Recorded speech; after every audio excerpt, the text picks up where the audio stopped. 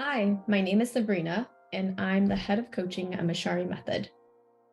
I am a CEO and executive coach, and I've coached Series A, pre-seed, seed to Series C CEOs. And my past and present clients have raised about $1 billion altogether. I am also an active operator, which means I run the coaching team here at Mochary Method. I've really enjoyed working with my clients here, and I wanted to record some of our conversations so that hopefully you can learn from them as much as I did.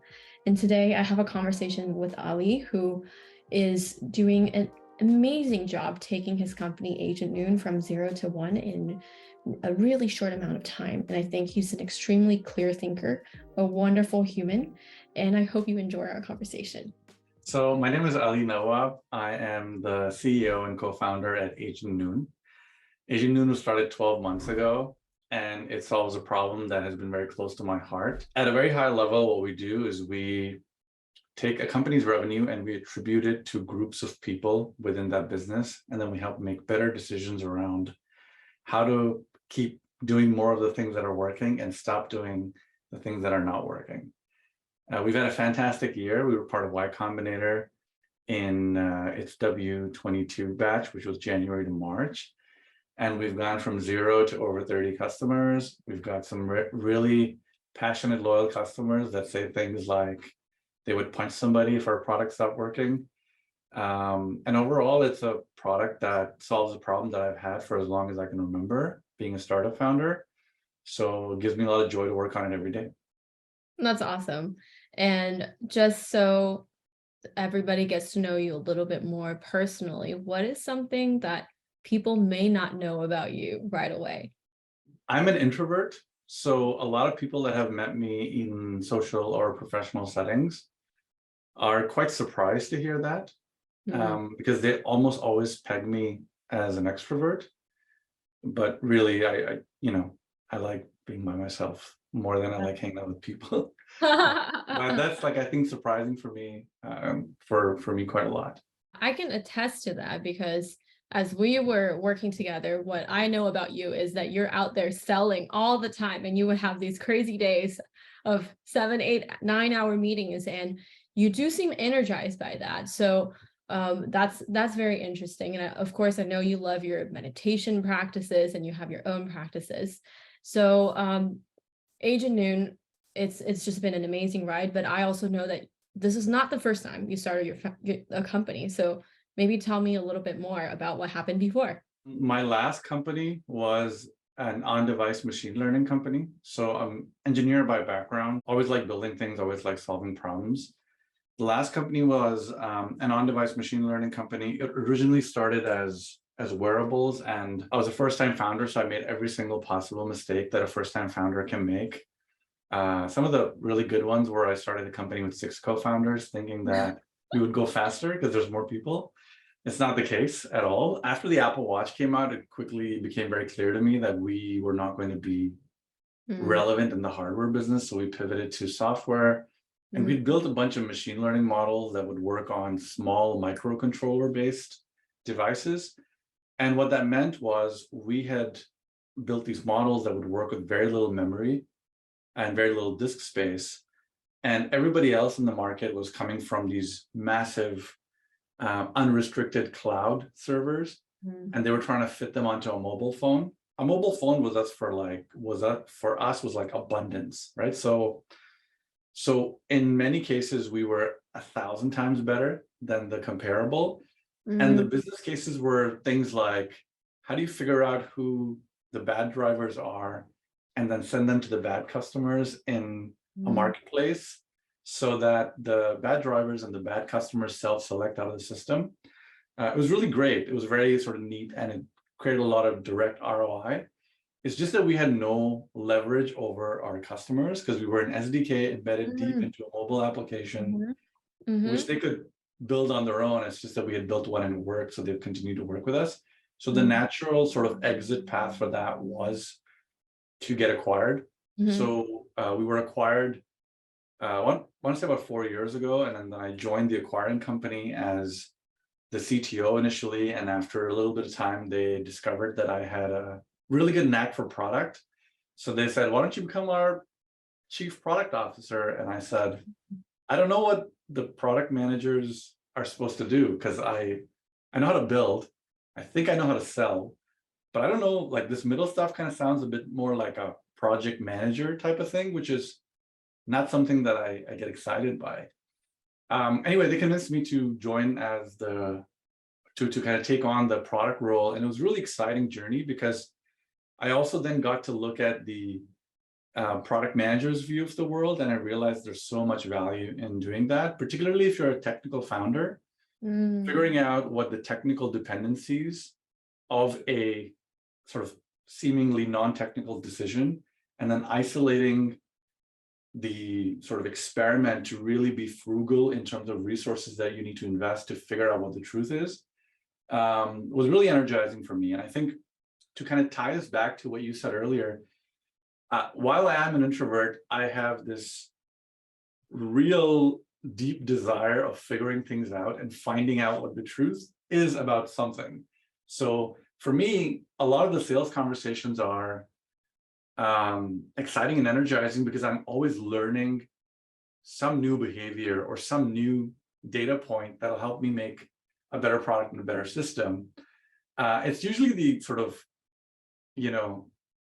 social conversations where I'm a bit like, why am I here and what am I doing? And that's where like the meditation and the sort of time to reset really helps.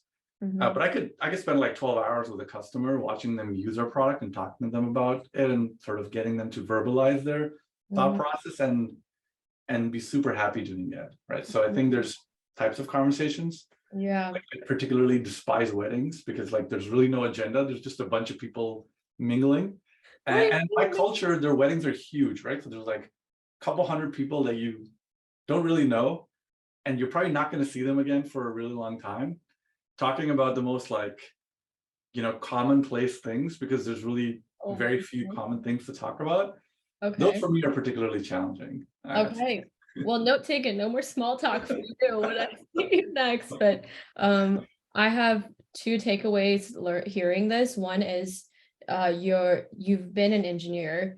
You've now seen product. You've built a business. So it's almost like everything you've done led you to this place, building this company. And it is so important, I think, as a founder, to know sales, to know product, and to know Eng deeply and have worked in it. There's something else that you said about the sales conversations, and maybe this is a learning moment for founders who are maybe a little bit afraid of having sales conversations. You can look at it as problem solving, and I think you've reframed it in your mind to say, what are the inputs, how are they interacting with the product? So you've made it into kind of an experimentation thing for you, which is really your strength. And that's where I kind of want to get into a little bit, because you talked about common mistakes, and you talked about how basically I get the sense that this time running a company is a lot different. So what are the top things that you're doing differently now? Okay, so what are the top things that I'm doing now that I'm an experienced founder? I think the best part about being a founder is that you're never really experienced. Like, you're always learning a bunch of new things. And I think the sort of downside to it is that it comes with this kind of unshakable imposter syndrome. Like, am I solving the right problem? Am I asking the right questions? Am I letting biases creep into this conversation? Like I talked about earlier, I treat every sales conversation as a customer interview, where I'm either trying to discover what the truth about their needs is, or I'm trying to remove objections about what is preventing them from buying this product right now. So even though I'm reasonably successful at this new company, and I had a previous exit, and prior to that, I've been very fortunate to have a pretty good career. There's a lot of times where I'm like, am I the right person to do this thing? Am I the right person to be selling this product? Like, do I have the qualifications to go tell a CEO of a company how they should be running their business? And I think that while my career has afforded me a lot of opportunities to work with people who are a lot more experienced, a lot more qualified, it kind of almost helps to kind of be the new guy in the room. so that you can be naive about things and you can be like, well, I don't know how this works, but I think the very simple way to do this would be 1, 2, and 3. So why do you do it like in the reverse order? And sometimes that leads to very exciting conversations around, you know what, I don't know, like we've kind of always done it this way, so maybe we should try doing it a different way. But no matter how successful someone is, there is a voice inside. I mean, not for everybody, but at least for me, it's true, is that there is a voice in their head saying, are you sure that's the right thing to do? Are you sure about this? Are you sure about that? And shaking that off is a very important tool, because oftentimes a lot of founders will get stuck in their own maze that they will create for themselves, as opposed to just talking to customers and figuring out what the truth is, or talking to people who've experienced the pain and figuring out what's true. So that's the number one mistake that I'm trying to avoid, where I'm continually reminding myself that I am capable and I am the right person to lead this type of business in this type of sort of problem space. So I think that's one. The second one that that comes to mind is, like David Sachs says, your startup is a movement. So you're kind of like evangelizing a new way of doing things that you think will be happening in the future. And I think the mistake that I'm trying to avoid is that while you have to be super optimistic and sort of almost bend the future to your will, you also don't have to drink your own Kool-Aid, right? Like you have to not buy your own narrative so much that you can get blinded by it, right? There's always like that, are you going too far with this thing? Are you ignoring some obvious truth? And then, when that, are you deceiving yourself a little bit, right? And then when you realize that you were deceiving yourself about that thing, it usually is like, oh man, that sucks. Why did I do that? Like, why was I doing that? So I feel like that's the second thing. A third kind of mistake that I think is very common, and people like me, and I'm sure a lot of other founders get sucked into, is I think it's important to build a company. Like a founder is not just building a product, but also the product is their company. But getting distracted by the company building when you don't have product market fit is probably the number one failure mode for an individual founder. I think that the number one failure mode for a team of founders is co-founder conflict and choosing your co-founder wisely. But like as an individual founder, most of the times we tend to get stuck in like, oh, what should the color of the water bottle that we're going to give to people at a booth be? Who cares, right? If you don't have something that people want, or if you don't get the product market fit, it doesn't matter, right? So I think that's a kind of common mistake where I'm trying to be like, do I really need to weigh in on this thing? Or do I need to focus on being the detective that figures out what my customer want in what condition to be successful? Beautiful. So those are the top three. Yeah. I have two more. If let's take them all. Okay, so the sort of fourth one is almost like building systems. So I don't know who said it, and I read it somewhere, where you rise to the level of your goals and you fall to the level of your systems. And I feel like too many people, including myself, don't have good systems to be able to do the work that they need to do, the work that they need to get done more efficiently, right? So how can I take something that is repeatable and make it a system? Because ultimately, the more things I make into a system, the more repeatability comes into my product and the faster I can scale. The last one is a bit counterintuitive, but like, startups are all about speed. The only source of competitive advantage that an early stage company, I would argue that any company has, is speed. So, obviously as a founder, you want to go fast. But I kind of take the analogy of like learning to ski. So I learned to ski at when I was like 20 something or whatever. So I hadn't grown up as a kid skiing. But what I learned is that if you start going fast, but you don't know how to turn, it's going to be pretty bad, right? So I see so many companies that have a good idea, a good team, and then they accelerate at 100 kilometers an hour into like a brick wall and they get demolished. So the first rule of building a good business is to build a business that survives. The way to survive is that you have to maneuver around corners, jump over obstacles.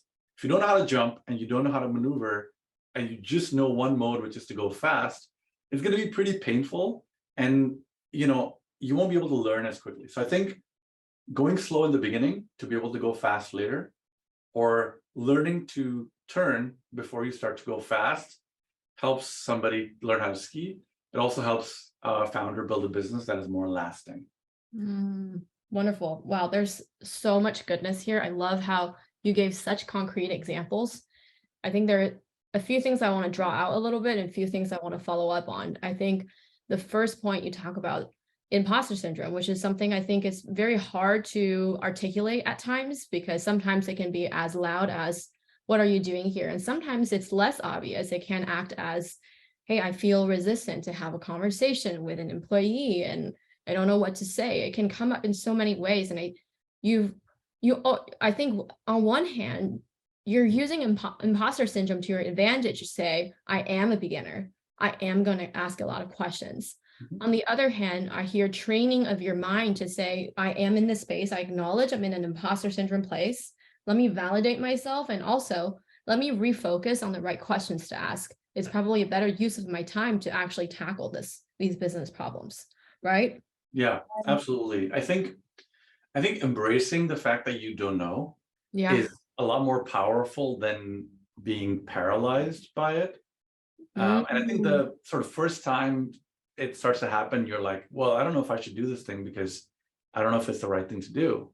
So if you kind of say, well, I don't know, and I'm just going to tiptoe into this water and see if it's cold or not, I think it yields a lot more data, which makes for better decisions in the long term.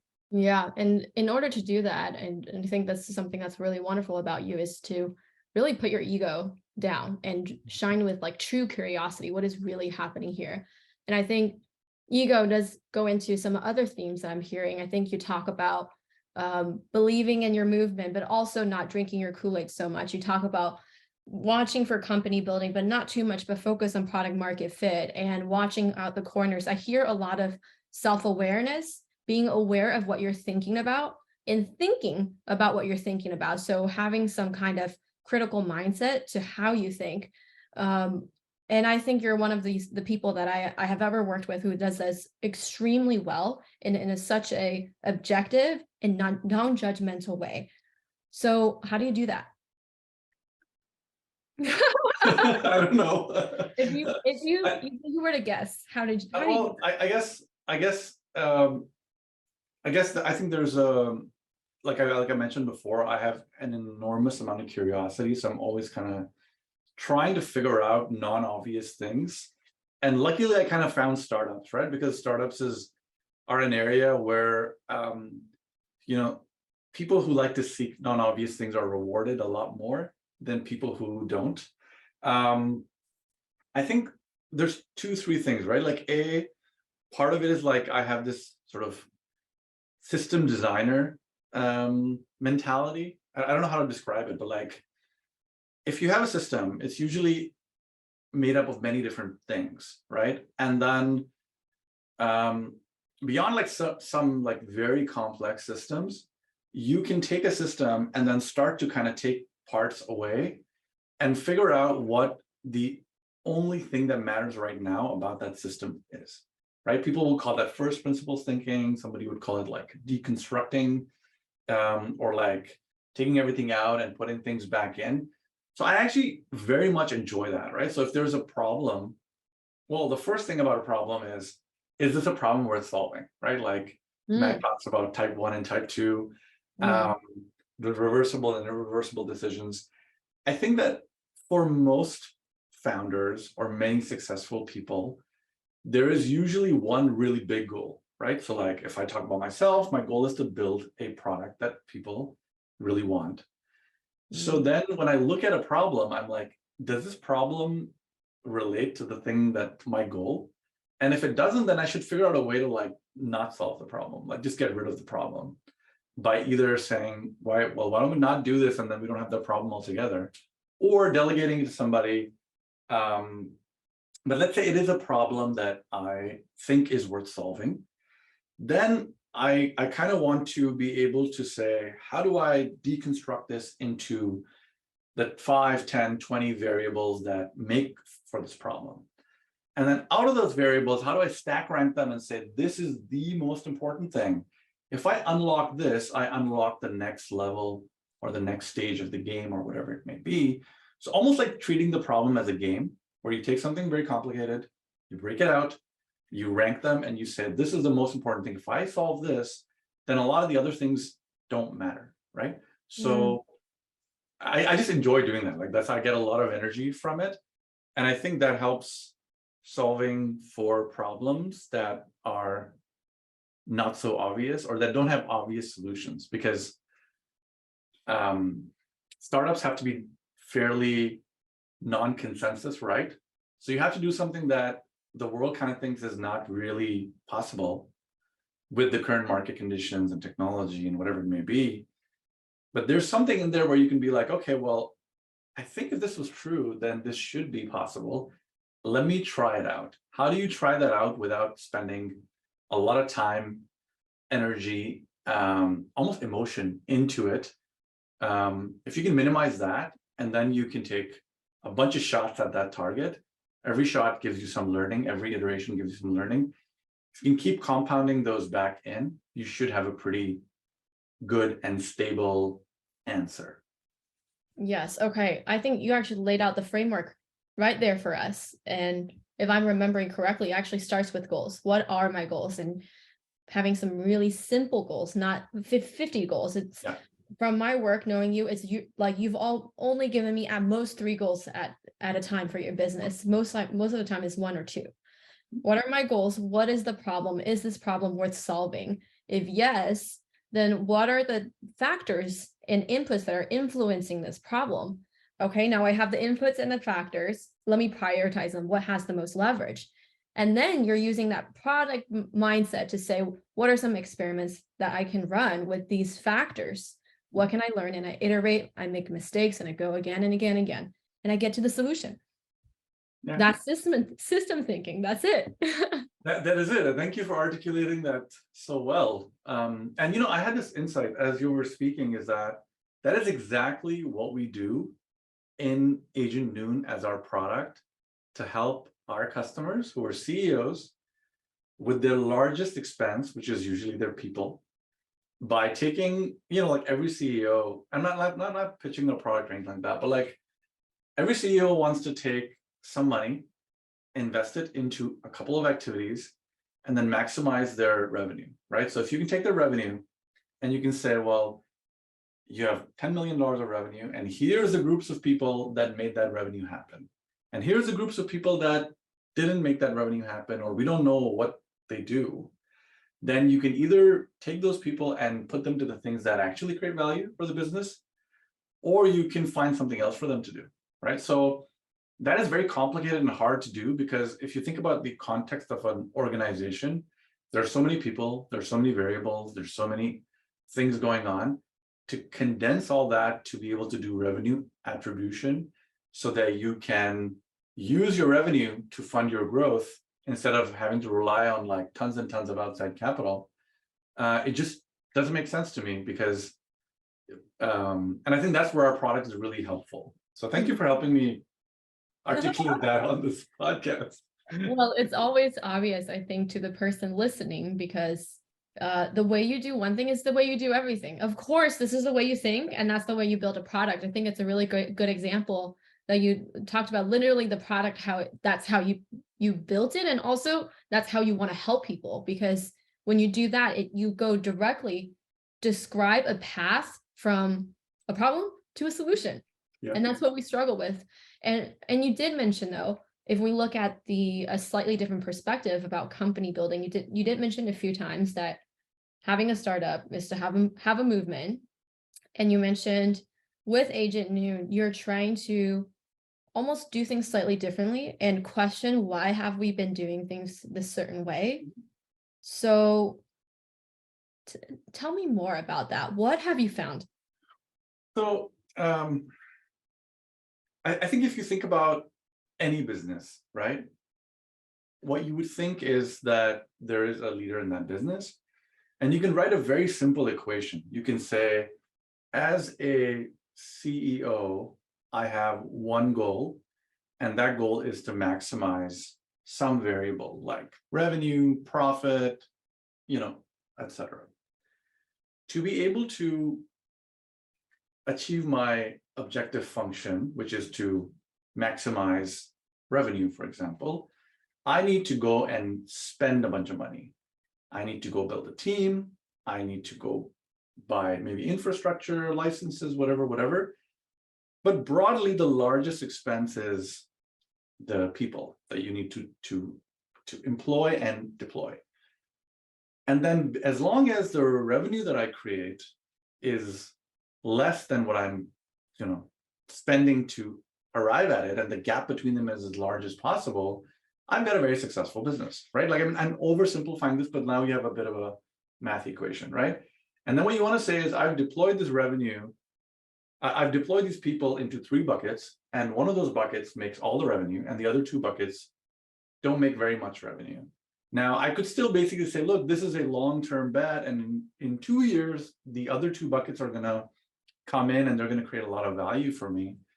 But what I could also say is, hey, I have this one bucket, which is 33%, which is creating all the revenue. So if I took this revenue and I plugged it back into the bucket that's actually making more money, it should get bigger until it reaches some limit. And then when it reaches that limit, I can then do the other things.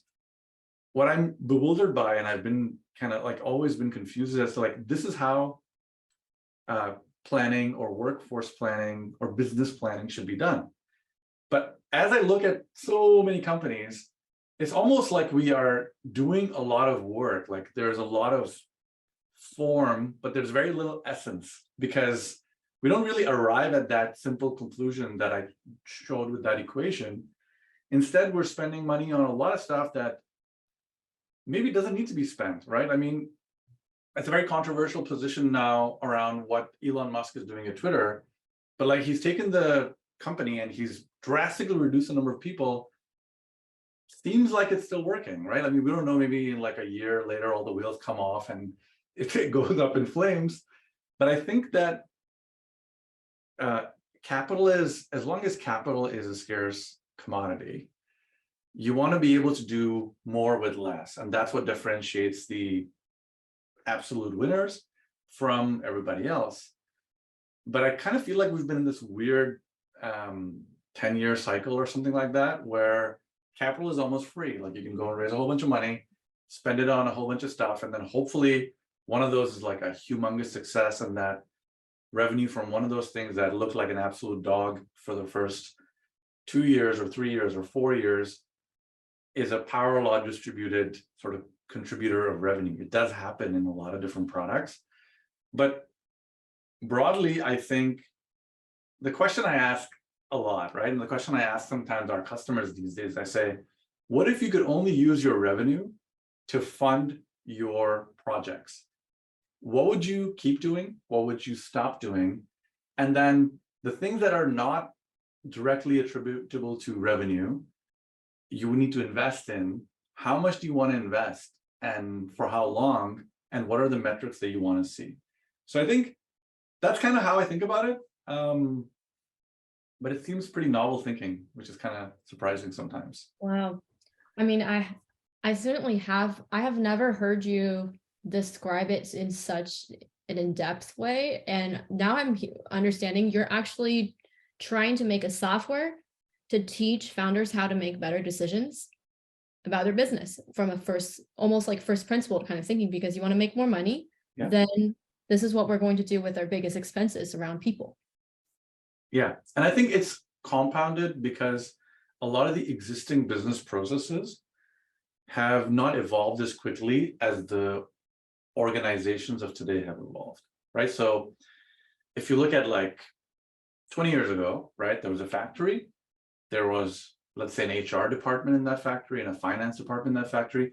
Everybody who was a cost center was in that factory, right? They showed up, they punched in, they punched out. So basically for every screwdriver or whatever widget that you built, you could basically say, oh, this widget makes so much money. It takes this many people to build it. Therefore, we need so many people. If we want to build twice as many widgets and there's no machine making things more efficient, we have to go and hire twice as many people. The problem is now we have a bunch of people distributed across the world. They're paid across a multitude of different ways. Some people are part-time, some people are full-time, some people are contractors.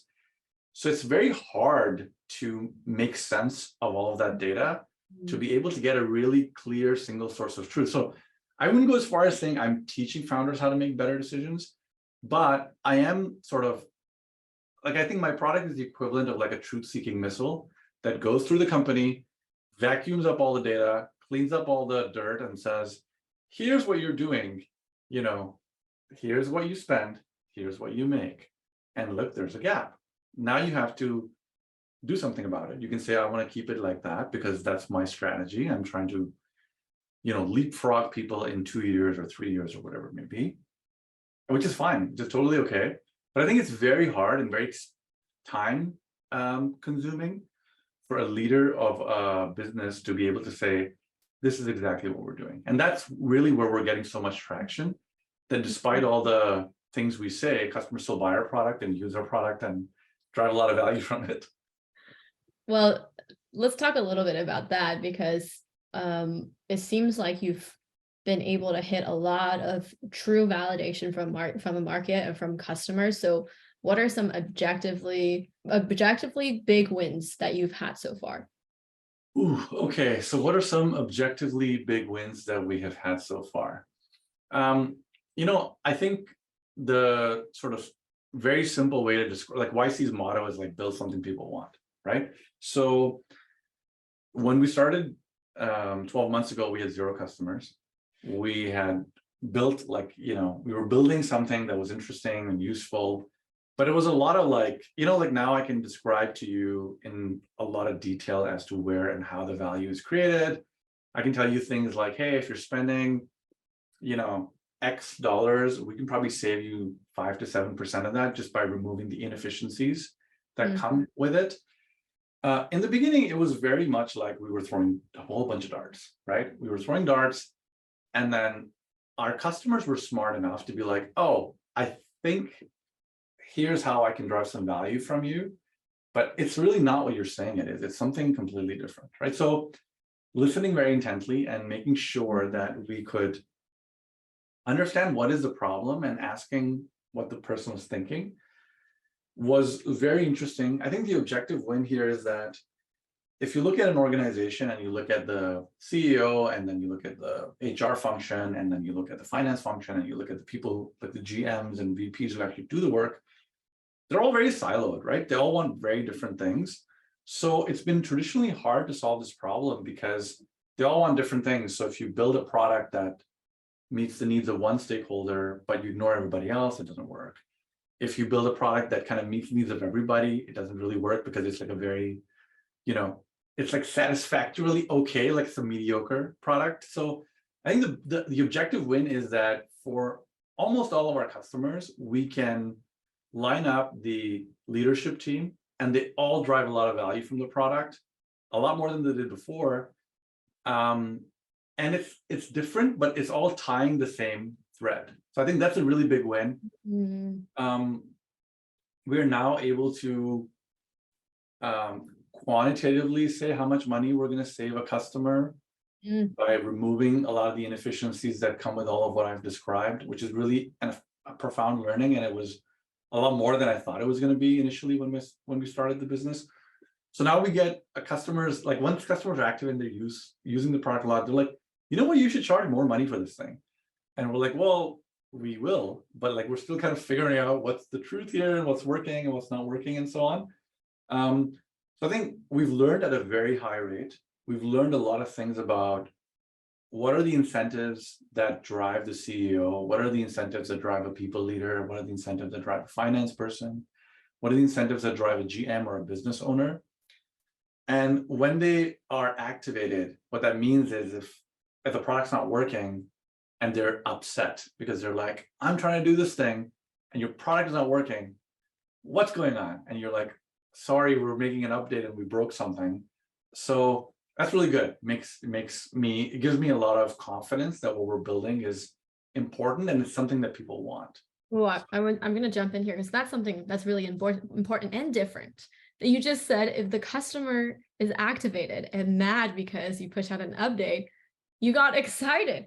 Yeah. You said, you know what, that means what we're building is important. So I think that shows how important it is to correctly read the signal of what's coming from the customer and link it to your goal, right? Yeah. Instead of linking it to how am I feeling? How am I personally feeling? Is anybody's emotions hurt? So I think you're again demonstrating your brain is able to go to what is actually important here. What are they actually saying, and how is that relating to my business?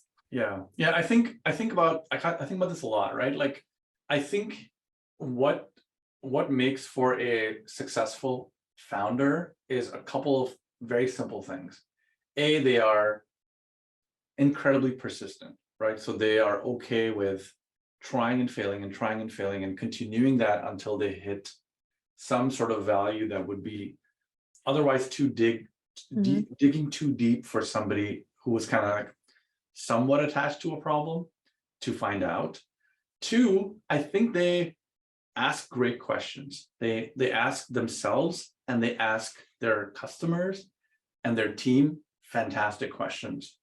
And what I mean by that is like I'm reminded of a story, like when we started to build a company, we started to get customers and it was great because, oh, we found a problem that people care about. And then, part of me was like, okay, well, some of these are my friends. So they're probably just buying the product because they like me. So the question then I kind of started to ask is like, how many unaffiliated customers do we have? How many people do we have that we have never met before? They don't know we exist. So our only reason that they're giving us time and attention is because we are solving a problem that they really care about. So I think asking great questions and being persistent is a good formula for finding something people want. Wonderful. So lots of big wins, lots of great learnings. With where you're at right now, what is the biggest challenge that you have? So many. I think I think startups are fun because you kind of have that one day where the customer's like, I'm gonna punch somebody if this thing doesn't start working again pretty soon. And you're like, yes, we have something that people want. And then for a lot of the other days, it's like, oh, this is not working, or that's not working, or we were wrong about this. Like, so I think we're wrong most of the time. It's just that because we learn in very short cycles, it doesn't feel like we're that wrong, right? Like, so I think the challenges are still a very, very early stage company. There's still a lot of figuring out that we need to do. There's still a lot of friction in the process of getting a new customer, getting them through that sort of, funnel of finding value. How do you reduce that time of value to be as short as possible? Because I think capital should be scarce. But what's really scarce is people's attention spans, right? So our product is sold to CEOs who are, number one, very, very busy. Number two, they are trained to delegate things as quickly as possible. So their job is a bit like a router where they're like, oh, I'm going to pass this here, I'm going to pass this there. So how do you get them to like sit up and be like, oh, okay, I'm interested in what you're saying, and this is valuable for me. So we've done that quite a little bit, but I think there's a long way to go because as we dig through the surface of the problem, there's a lot of like deep underlying problems that we are solving for our customers that I think we'll continue to solve for a really long time before we can get to our full vision of what we want to build. So I think that's a big area. The thing I'll say is we are still in my book, we're still a pre-product market fit company. I think we're kind of in the event horizon of product market fit, but we're not I guess what I would say is like, are we extremely product market fit? Not at all. And I think the reason is when we talk to customers, and I mean, we're getting better at it, but like there's a cloud of things that we talk about and a cloud of features that we talk about. And they are able to pick through it and say, okay, this is useful because I'm going to take these parts and I'm going to use them, create value for me. How do you kind of chisel that into a very specific, well-positioned offering where what are the 3 words that I can say to a CEO of a customer and they're like, take my money and sign me up for the rest of my life to use your product because it's so useful. I think that's our biggest sort of opportunity area for this year. I'm excited about it because we've got a really fantastic team. Like when we started, it was just Dave and I. Now we have a really fantastic team. So it's really fun to be able to see like some things go a lot faster just because we're not the bottlenecks on that anymore. Okay. I mean, I hear on the product market fit front that you're not extremely there, but it's getting warm, right? Because you're having these conversations and you're getting signals that there's somewhere in this cloud we're creating real value and we're creating something that's really different. And you even carve out a path for me to feel like we're there. We need to simplify it. We need 3 words, or we need precision to be able to get there. So I think that's a really good example for maybe people who are out there who are saying, well, where am I in terms of product market fit? Because there's so many books and frameworks and so many different people have different opinion. But I think you described it really well, which is like, are people getting value out of what I'm creating? Are people getting pissed off? A little word on frameworks. I think frameworks are incredibly valuable, but I think there's a very limited set of content available for 0 to 1 companies, right? Pre-product market fit. Like, Amazon does something a certain way or Google does something a certain way, has nothing to do with how an early stage company should do it, right? And I see a lot of founders, very experienced founders at times, are like, well, this is the Amazon way of doing things, so we should all write like 6-page memos. Memos are useful. They're actually very, very useful, and they work very well for a company of Amazon scale. But like, if you're a startup of 5 people and you can get everybody in a room and just make a decision on something and move quickly, and then learn that it was a bad decision and backtrack from it and do something different, is way better than spending like 2 weeks writing a memo that will likely not matter by the time your experiment most likely fails. So I think early stage founder content is very hard to find. It's also very hard to come up with a repeatable framework on how to build something people want. I think the simple answer is like build something people want, but then the more complicated answers are so unique and nuanced that sometimes a lot of the wisdom doesn't even apply, right? So yeah, I mean, that's true, because this is kind of the wild, wild west from 0 to 1. There's so many different paths, so many even journeys, so many different personalities in founders. And that's when imposter syndrome could potentially be the loudest. So you get so much more noise to sort through. But I think you pointed out something important, which is, I think no matter what stage you're at in terms of a company, what's most important is actually understanding the current situation. What are my customers saying? What are my employees saying? What are my co-founders saying? What is really actually happening before I can look out and apply different frameworks and tools and see if it fits.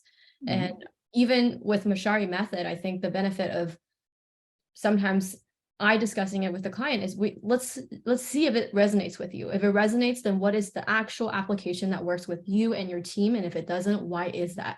Right. So I think that middle filtering phase is so important, because the more you filter, the better you understand your company, and the more precise you can be with implementation.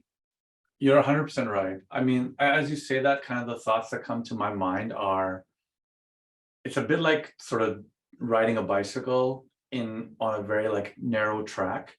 Every time you kind of turn a little bit too much, you kind of go off, and then you got to slow down and come back again. So, but it's important to keep kind of following the track and learning and for building up as you get more information. I think, like it's heartbreaking for me sometimes when I talk to founders and they made a very critical decision about their business because they met some super successful entrepreneur and they said, oh, this is what you should do. And they were like, well, totally, this person must know exactly what to do. Right. And they don't, because they have no context about your business, right? They're they're giving you a very generalized answer to say, if you are doing both A and B, pick one, which is a great analogy, great mental model. But sometimes you need to do two things to be able to get to the one thing that matters. So I think it's very hard to give advice for early stage founders. Yeah. And I find that the most common failure pattern is people give more weight to one variable than it needs, right? So That's a lot to unpack there. But yeah, giving too much weight to one person's opinion, one thing that's happening with one customer, one complaint from a team member, it can happen in all different types of aspects. Absolutely. Absolutely. Is there anything that I haven't asked you yet that you really want to talk about? I think you have to touch it to some degree, but like I think one of the unique parts of our business, which is I think maybe like Mochary Method is also a company that targets CEOs. But I think one of the unique aspects of our business is that we target CEOs. We build software for CEOs. And most companies don't do that, right? They will pick a business executive like a CFO or a CTO or something like that.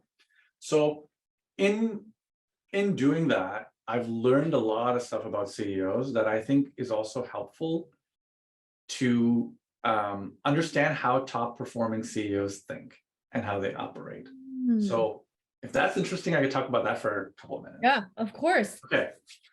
So in my experience, talking to hundreds of CEOs over the last year and before, and I qualify that by like early on in my career, I spent a bunch of time in management consulting. So I also was fully imposter syndrome there, working with like a CEO of a very big company, being like, how am I supposed to know what to tell them how to run their business? But I've had a lot of exposure to CEOs. And I think that ultimately CEOs care about two things. They care about saving money and saving time, right? In this environment, they care absolutely about saving money and nothing else. But let's say if they were well capitalized and money was not a problem, then they want to be able to go and do things faster, right? So if you can pick one thing between saving money and saving time, pick saving money. And I think the question that the question that kind of I've learned over time is like, all the things that CEOs say, or all the things that a CEO customer says, which is quite unique from other stakeholders, are not all uniformly distributed. So some problems are 7-figure problems. Some problems are 2-figure problems. Just because the CEO said it doesn't mean that it's a 7-figure problem, right? Like we talked about all the things that I'm trying not to do, type 1, type 2, delegating, building systems. Sometimes CEOs really care about an area and they really want to get into the weeds. So just because the CEO of the organization is saying, or as the head of the organization is saying it, doesn't mean it's a CEO problem, right? The CEO might just be very passionate about marketing, for example, or recruiting or something else. So I guess asking what are the 7-figure problems facing the CEO? I talked about saving time and saving money. I think even for a 100-person company, it is very hard to understand what is going on in the business, right? So the CEO is traditionally, like from the outside, it looks like the CEO has absolute power and they have all this like sort of authority to make decisions, etc. What I've learned is that a lot of CEOs are literally shooting in the dark because they don't have the data, the insight. I was surprised when I was in management consulting that like the CEO of a large company would rely on us and pay us whatever, $1 million for a month to come in and do the proverbial equivalent of, like people say, management consultants will read your watch and tell you the time, right? It's true, they do that. However, what happens is there's like 500 watches and they all have some weird sense of time. So what you're trying to do is you're going to read all those watches and get consensus of what time we are in right now is what the value of a management consultant really is. So I think if you look at a CEO, they are usually very hungry for good data because there's a lot of big data, right? Like, so if I were to go to somebody in a company and say, give me all your marketing reports, they would give you 100 different marketing reports, right? CEOs operate in the domain of what I call small data. So I don't want to see the 100 reports. I want to see the aggregate of them to figure out if we are in fact driving enough leads to be able to feed our salespeople, who are then closing enough of them to drive revenue. So I think there's a huge non-obvious thing is that having massive quantities of data is not really useful from an executive decision-making perspective. How do you condense that into like one page that can give you the answer, kind of like the dashboard or the speedometer of your car? If your speedometer of your car showed every possible number or reading from every sensor, you wouldn't be able to know much. So what you really want to figure out is like, what are the 5 to 6 numbers that make a part of your business, like a flywheel, go faster? And then overall, as a CEO, what you have is a bunch of flywheels. And then the slowest one is basically regulating your speed. So how do you make your slowest flywheel a little faster so that something else becomes the slowest flywheel and then you make it faster? And that's how you build a machine that gets faster and faster and faster with every turn. Oh, okay. So that's really good. Okay. Save money first. Again, going back to your system thinking, clarify your goal. And you're saying in this current market, everybody wants to save money, of course, which is true. And then, I mean, I love all of the flywheel metaphor, which you've actually told me before. You want to be able to identify and know your numbers really, really well. And you want to know what to do with these numbers, what's affecting these numbers, and go for the slowest one first, and then go for that next one and go for the next one. And the whole thing moves. And I think just to add in, then when I see companies do that well, the next phase of the challenge would be, how do I teach someone else to operate this wheel and read this wheel and make decisions upon this wheel, who is not me, because I can't have time to do all of these things. So if we can identify the core numbers accurately and consistently and know how to move them, that's how you run a business. Absolutely. And then it makes it a lot easier to show somebody how to make that flywheel go faster, because the speedometer on top of it is very well articulated, and there's no ambiguity about what going fast looks like, right? So I think that's the really key value add of company building that I've picked up from talking to tons of CEOs and watching them operate their businesses. Well, I imagine that's also good for investor relations, right? So you can now tell a very clear story. You can show your knowledge. You can probably use that in terms of recruiting, and just having that kind of almost like intimate relationship with your business to that level will translate into everything that you do. Yeah, and it turns into a lot of respect, right? So like when you are bringing somebody into the business, and you can very quickly articulate for them, what are we trying to do? What's working well? What's not working well? What's needed to make this thing go well? Then it gives the other person a lot of confidence that they're actually coming in to hit targets and plans that are very well defined. I think on the other side of it, like as a person joining a company, the worst possible thing is if you don't know what success looks like, right? Because you can be working as hard as you possibly can, hitting kind of everything that you think is out of the park, but if the expectation is like mismatched, then it doesn't matter. It's all effort going to waste, right? And that's why numbers are so important, because when you work with numbers, it leaves very little room for interpretation, and it's very objective, right? It's like, we're doing good, we're not doing good. What does that really mean? Yeah, and I think it avoids delusion, right? Like, so I think the problem is that when you don't do that, or when you aren't analytical or quantitative about these things, and I mean, I understand that it's not possible to be quantitative about everything, but I think to the extent where you can find a almost like an empirical representation of what success looks like, it becomes very easy for everybody to work together towards optimizing it, as opposed to kind of like trying to understand what success looks like. So yeah. Wow, wonderful. That's so good. Thank you so much. Is there anything Thank else? you for asking great questions. I mean, I'm really enjoying this conversation. This is fun. I feel like we could do like a whole series on you. I mean, I know there's so much more fun stuff that we didn't even touch on, but I feel like this is a really good like general overview of how you think, what you've built, and a lot of great learnings for other founders to learn from. If people like what you're saying, how can they find you? So they can follow me on Twitter. It's at Ali Nawab.